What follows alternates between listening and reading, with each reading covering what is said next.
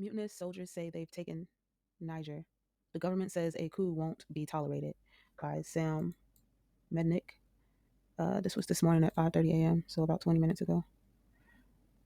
Supporters of Nigerian President Mohamed Bazoum gather in his support in Niger, Wednesday, July 26, 2023. Governing bodies in Africa condemned what they characterized as a coup attempt Wednesday against Niger's president, whose official Twitter account reported that elements of the presidential guard engaged in an anti-Republican demonstration and tried to obtain the support of other security forces.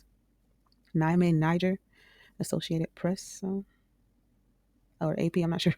Niamey, Niger, AP. People in Niger awoke to a divided country Thursday after mutinous soldiers claimed to have ousted the president, but the government said it will never accept their rule and has called for a population to reject it. There was an attempted coup, but of course we cannot accept it. Minister of Foreign Affairs Hasumi Masaru told News Network France 24 in an interview Thursday.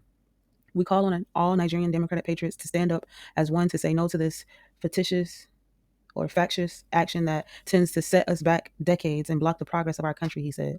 He also called for the president's unconditional release and said talks were ongoing.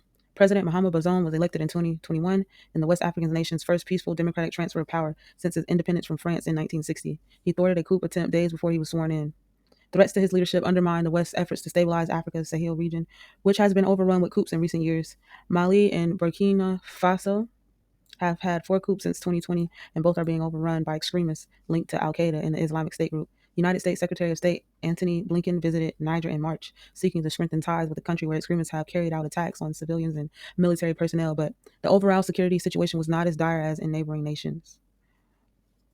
On Wednesday morning, members of the Presidential Guard surrounded the house of Bazoum with him and his wife inside and detained him. The mutinous soldiers, who called themselves the National Council for the Safeguarding of the Country, took to state television and announced they had seized control because of the deteriorating security and bad economic and social governance of the nation's 25 million people. They said all the institutions had been suspended and security forces were managing the situation and urged external patterns not to interfere. The attempted coup was allegedly sparked by the head of the Presidential Guard, General Tikani, who the president had planned to relieve from his position. Niger analysts say. According to someone close to the president who spoke on condition of anonymity, I can't pronounce that, but I'm gonna get it real quick. Anonymity. Wait.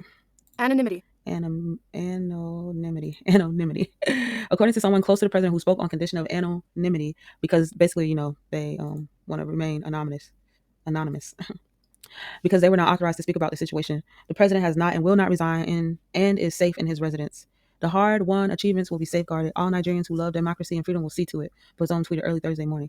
It's unclear how much support the coup leaders have from the rest of the security forces, but support for Bazoum among the population and political parties appears strong. In a statement Wednesday, a group of Nigerian political groups said the situation was suicidal and anti-Republican madness. Our country, faced with insecurity, terrorism, and the challenges of underdevelopment, cannot afford to be distracted, it said. Benin President Patrice Talon, head of the Economic Community of West African State, is expected to lead talks as part of mediation efforts. In an interview with the Associated Press in December, Bazoum said that while there's always the possibility of a coup when armies fail to secure a nation against extremists, Niger had the situation under control. We're doing well in managing our own situation, he said. For many Western countries, Niger was seen as the last hope for partnership in the region, with anti-French sentiment that led to a pivot from French forces in Mali to the Russian mercenary group Wagner, founded by millionaire businessman Yevgeny Prigozhin. Wagner is believed to be making inroads in Burkina Faso as well. There's concern that a potential new regime in Niger would take a page from those country playbooks and worsen instability. The international community strongly condemned the coup Thursday. French Foreign Minister Catherine Colonna tweeted that France is concerned about the events in Niger and following the situation closely.